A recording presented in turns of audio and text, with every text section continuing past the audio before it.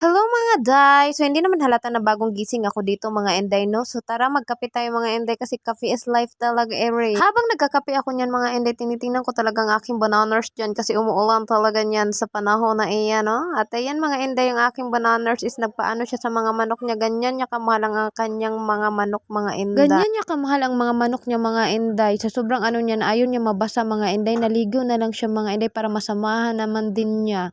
At yan mga Inday, syempre umaga-umaga talaga yan mga Inday. At syempre nagkape-kape ako, tinitingnan ko siya para siyang model. Model daw. Pati na rin yung aso namin mga Inday para makatipid kami sa tubig. Naligo na rin sila mga Inday. So ayun mga Inday, syempre nagano-ano muna ako dyan mga Inday para magising ang aking kaluluhan yan. Pagkatapos ko binat-binati ng aking kalawasan yan mga Inday, hiniram ko muna ang cellphone ng aking asawa mga Inday para panuurin ko ang sarili kong vlog. O diba? Alam ko namang gawain din ninyo yun mga Inday.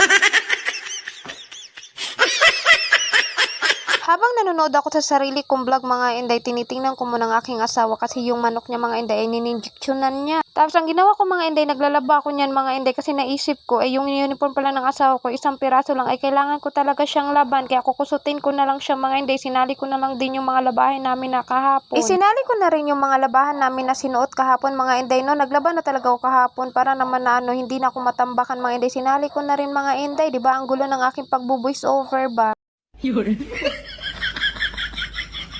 Ganito talaga pag vlogger na mga Inday, mag-iisip ka talaga kung ano naman iba-vlog mo. Ang hirap naman kasi mag-vlog ngayon mga Inday sa labas kasi nga nag-uulan sa amin at buti na lang ay nakatipid naman ako sa pagdidilig ng aking mga gulayin. Hindi na ako nag-washing mga Inday, no? Kinukusot-kusot ko lang ito dahil unti lang naman iri ang aking labahin. Kaya ang aking bananas dyan mga Inday, maliligo na talaga. Ayan, pinapaligo ko na at para isahin ang aking labahin, no? Nag-ingat-ingat din ako dito mga Inday na huwag mabasa tong aming sahig mga Inday kasi napakaputik talaga. Lalo na yung lupa dun sa labas mga Inday, napakaputik pag nabasa na. Kaya ang gagawin ko mga Inday, doon na talaga ako sa CR magbabanlaw mga Inday, no? Para hindi naman ako doon sa labas ay mababasa ako mga Inday. Napakalamig. Alam nyo naman, may pagkalahi talaga tong kandingon.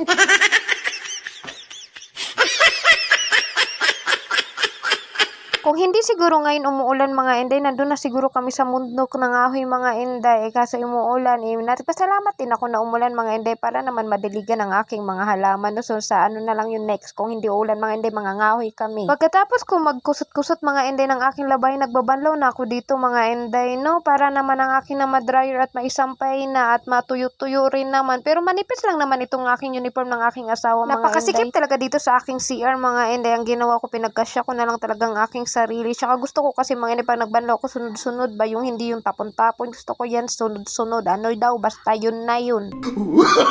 No, no, no, no.